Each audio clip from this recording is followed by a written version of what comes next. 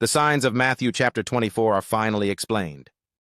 For those of you that are just coming in now live, I'm going to be doing, this is actually my first segment in doing some future series on prophetic timelines, some events, things that are happening all around us. And I figured a great way to start would be Matthew chapter 24.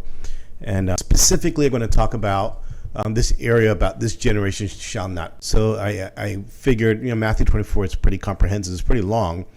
But there's a little area here that actually gives us a visual sign. And then, Jesus makes this declaration that this generation won't pass until these things be fulfilled. So I'm kind of going to somewhat really talk about that today. So as you can see on the monitor, it says, this generation shall not pass until these things be fulfilled.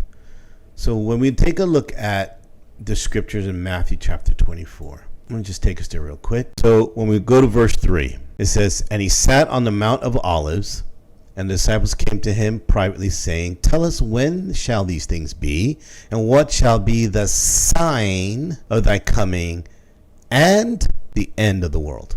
Two things, the sign of thy coming and the end of the world. He says, immediately after the tribulation of those days, the sun shall be darkened, and the moon shall not give her light, and the stars shall fall from heaven, and the powers of heavens shall be shaken.